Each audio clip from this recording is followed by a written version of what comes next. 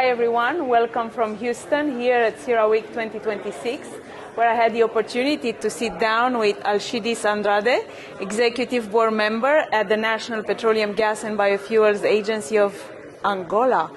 Alcides, welcome. Thank you, Laura. Thanks for having me. Absolutely, it's a pleasure. My name is Laura Sima and I'm a Director of Research with S&P Global Energy. And really I wanted, and I'm very grateful we have this opportunity to discuss, I wanted us to go through the journey Angola took over the last several years in order to sustain the investment in the oil and gas sector. You've made quite a few changes. You've reformed policy, you've restructured the roles of the national players. So I wanted to really hear a little bit more on these changes and the achievements you see so far. Really, I'll start with the first one. How has Angola repositioned itself as a competitive destination in this sector? Laura, Angola has a history in the oil and gas business going back 100 years. Initial exploration in 1900s, then discoveries, and then we started producing in the late 60s. Initially production on the onshore shallow water, and then we grew up to the late 1900s, and at the beginning of the 2000 decade, we started also producing in the deep water fields. So growth all the way, reaching our peak of production in 2008, close to 2 million barrels of oil per day. Then we went through a stage of stability in production all the way to 2015, and then from 2016 onwards, we started to see decline in production, initially smooth and then steeper decline. So it was time for us to take a look at what is it that we were doing well and not so well, or were not doing to capture the investment and sustain an industry that was sustainable going forward. The other thing that we realized also, and this was in discussions with the major players in Angola, if we were not able to implement reforms, we could be at a place that in a few years' time we would be producing close to 500 or less thousand barrels of oil per day. So we needed to do something. So the government initiated a series of reforms in the late 2017 that led to many reforms being passed, legislation, legal, fiscal, contractual reforms in 2018, very much with focus to increase exploration activities, finding solutions, fiscal, contractual, and legal incentives to develop marginal fields. Also to enable gas business, because prior to 2018, investors didn't have the ability to explore, develop, produce, and monetize the gas. And also looking at the processes that we had in terms of licensing rounds was taking too long to do the licensing round, close to 2 years. So we needed to do something about it to decrease the timeline, because the investors' capital doesn't wait.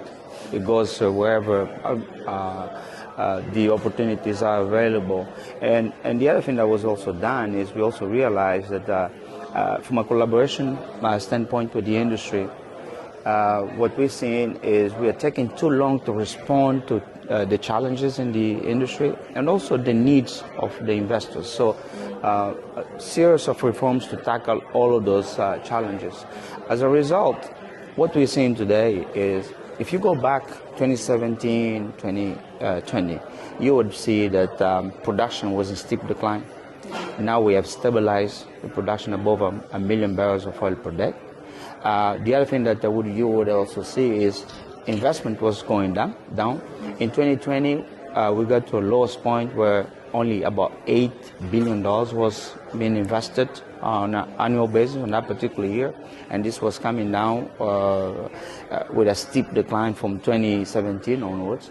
So we needed also to, with all those reforms, we've been able to stabilize the investment. Started to go in 2021, 2022, and then now we are almost double those numbers of 2020. The expectation and projection that we have for the next 5 years is to close to about $70 billion will be invested in the oil and gas industry. The other thing that we have seen results in exploration. After maybe close to 10 years with very little or non-existent exploration activities, in the last 6 years, as a result of the reforms, we've been able to have high exploration activity, especially in the drilling.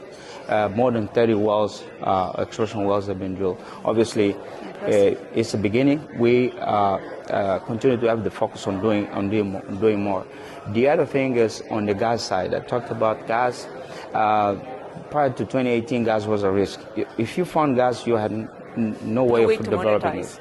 So now, with the reforms over the last few years, we have new gas projects coming online, and our first non-associated gas project actually started delivering gas last week. That will bring Congratulations. about... Yeah, thank you. So that will bring another 400 million standard cubic feet of gas per day to the LNG plant. We also have had discovery of gas and the exploration, one exploration well that last year. So many reforms, and also a lot of impacts that we're already seeing as a result of those reforms and initiatives. I find it impressive that with all these changes, actually, what you've probably done, and you haven't mentioned, is gaining trust and confidence as a stable jurisdiction in oil and gas that thinks about the investor, creates that environment that's prolific for investments, and also you have that diversity right in Angola. Oil, gas, different stages, as you've mentioned initially, different terrains, marginal fields, Yes. I think I've heard as well. So you kind of created that investment environment for everyone. Different types of investors, size, appetite as well for different areas. So confidence is extremely important, and really thinking that you're not alone, it's not a bubble around your country. You're a global industry. So that's really fascinating. Any one or two reforms that you find had the most significant impact in this journey on investment? Well, I think all of them have been crucial, because the way we looked at it is from a short to mid-term result driven, and also from a mid to long-term driven. So from a short to mid-term driven, many of the reforms that we have implemented was based was to find how we could bring additional production from the mature fields. So the fields that we're producing. So between 2019 and all the way throughout to now, we have looked at different blocks, mature, that we're producing, and to understand what needed to be done for investors to bring additional investment, and for us to bring additional production to fight the production decline. We have done this through renegotiating terms, because most of those blocks, they were in the stage where, in terms of sharing the benefits and the revenue, it was 90% to the state and 10% to the investors. So you could keep you could keep it that way. You would have 90% of 100, or you could change it and have 70% of 1,000. You know, so the idea was to increase the cake so that the pie would be bigger for everybody. And the latest of the reforms that we did in this space on the mature fields was incremental production, in which we reduced taxes and also increased cost recovery terms for the investors, so that they could bring in additional capital to bring more production above the base production that was already planned. Now, from a mid to long-term standpoint, this is where we plant the seeds and plant the trees for future shades. We have done quite a lot as I mentioned, exploration. And what I didn't mention is on the licensing round. So there was a strategy that was approved. The processes, right? Yes. So in addition to improve the process, we also approved the strategy 2019-2025 for licensing rounds. The plan was to put on license more than 50 blocks. And we have done 5 licensing rounds over the last 6 years. And in addition to that, impressive, through the licensing round process and also reforms that we implemented on direct negotiation, we have been able to award more than 70 blocks over the last 6 years. Pretty impressive. And that is onshore, shallow water, and deep water blocks.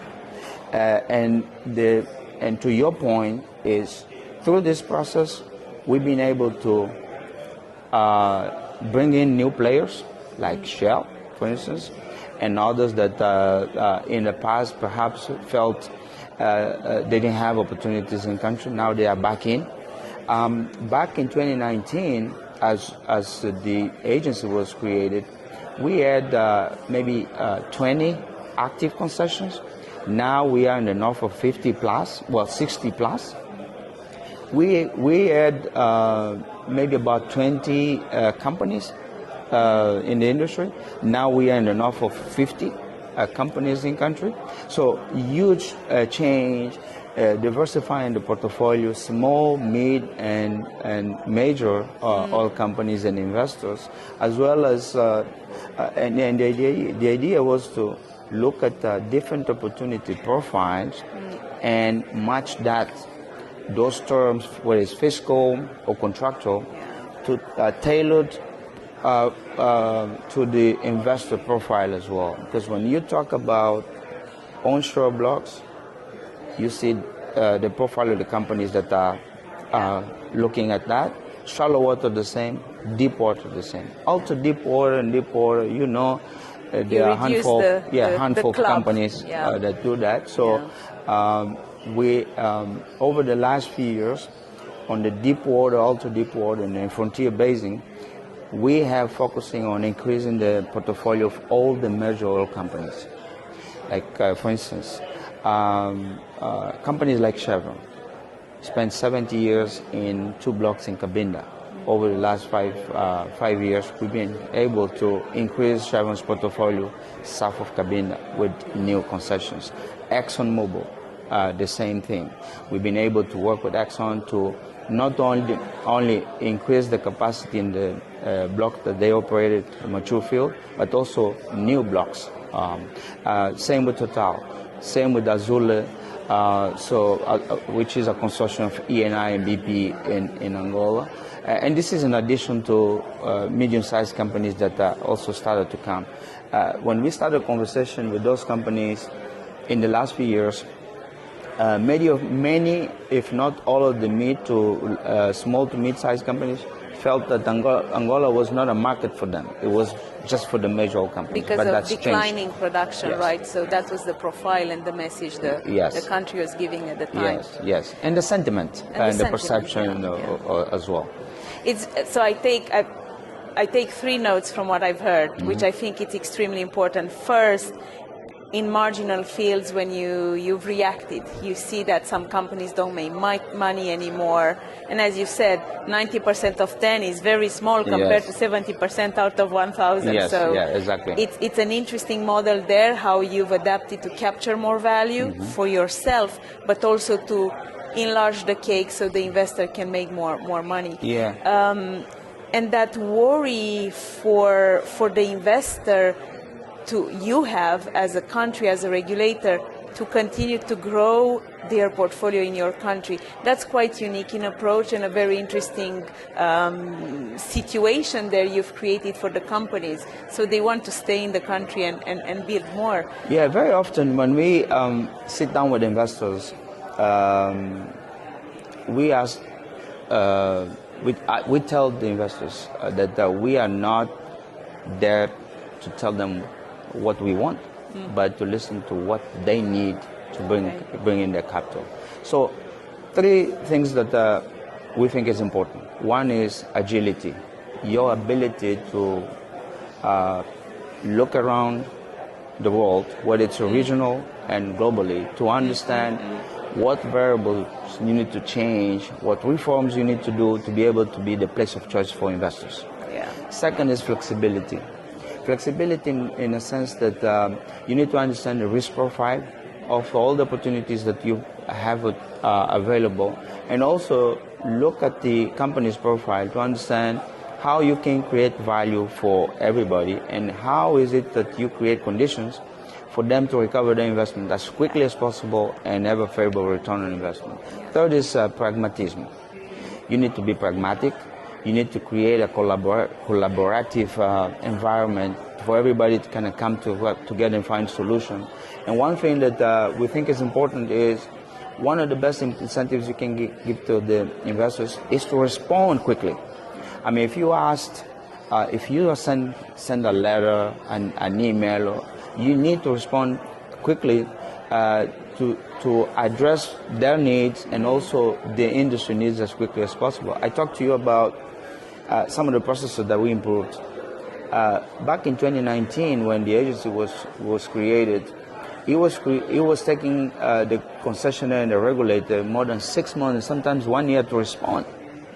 Now we respond on average less than 30 days. The other thing is on the licensing rounds was taking 2 years to do licensing round. The last one that we did took less than 6 months. And we are now working on the 2026-2030 plan. And with all the lessons learned that we have seen, we are decreasing that to 3 months. So that's our next challenge, to do it much quicker, and also a lot of focus on continue to increase exploration activities. For instance, if you look at the sheer number of concessions, new concessions we have awarded, more than 70, we don't believe drilling 33 wells in 6 years is going to cut it. We need to get down to a level that we are doing that same number on an annual basis to be able to develop all those blocks, concessions. Impressive. I mean, and you've seen the results, right, of this speed and agility. Yeah. You've more than doubled the number of companies that have entered the country. Production levels have significantly improved. Yes. You almost had a bid round, a licensing round, almost every year in the past. Yes. And you're looking to bring even more fluidity and agility to the processes. You've mentioned licensing round processes. I know you've looked at contracts there as well, and done great work. So really, I wanted to commend you on all these great things. Well done. An example for others. We hear often that in some instances it may take longer to obtain a permit to drill than to really put the installations on the ground or into the water, and that is obviously an inhibitor for the investor. And in these new exploration models where the duration between finding and having the first oil and gas getting shorter and shorter, I think you're on the right pathway with that. I wanted to spend towards the end of the interview, I wanted to spend several minutes with you on gas and your gas strategy going forward. Gas is critical in this context. We know the world will be washed in gas at some point beyond the conflict we see in the Middle East. But what role do you see Angola playing domestically and potentially regionally and beyond?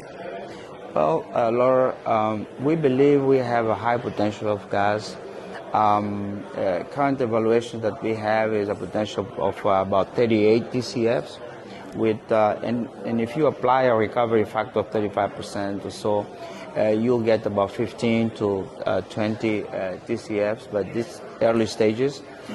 We have, with the new gas vision and legislation that came out in 2018, we have now developed our gas master plan, which is the strategic vision for gas for the country.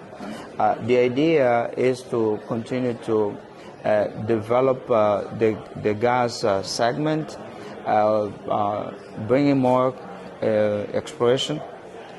We have now, last year we have another discovery of gas. We also through the reforms we implemented, we have been able to deliver the first gas to our first non-associated gas last week. And there are other projects and blocks that are being evaluated from a gas standpoint. Now, as we move forward,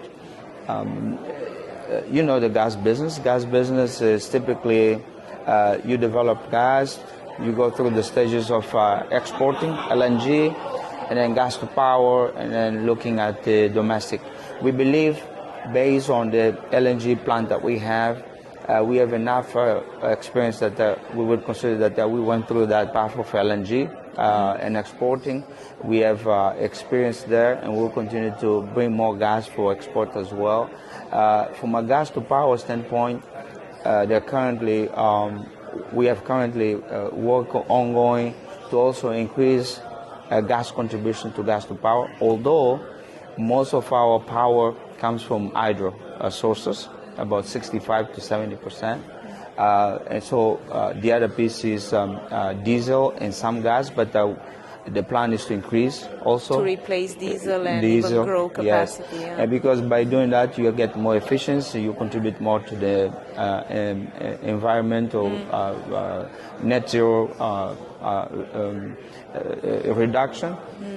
And also, it allows the country to spend less money importing diesels and fuels. The other piece that is currently ongoing and has been a very high focus area for us is on the maximizing the domestic use of gas. So there is a project underway that is due to be completed within the next 12 months or so to produce fertilizers. So it's a fertilizer plant that also to produce urea, ammonia, that will that can contribute to develop the agriculture with so domestic use. Domestic use within the scope of diversifying the economy, which is a strategy that the government has. And there also in the gas master plan and the work that we're doing, the idea of seeing how we can have different gas hubs, you know, in the northern part of the country and across the country, across the country, in the center part and also south, to bring that gas to other industries like mining sector, as well as different industries that can utilize gas to be developed across the country. So some midstream investments as well, and as you say, right, you need to bring gas to where it's needed. Yes. Gas is not an issue; we have enough. Yes. Sometimes, most often, is where we don't have activity or yes. or residential around. Yes. Congratulations, upwards and onwards, as we say. Thank you for taking the time for this interview. I've heard a lot of amazing things I wasn't aware of, so thank you for that. And I hope you enjoy the reminder of CERAWeek and have fruitful conversations while you're here. Thank you again. Thank you, Laura. All the best. Okay, thank you.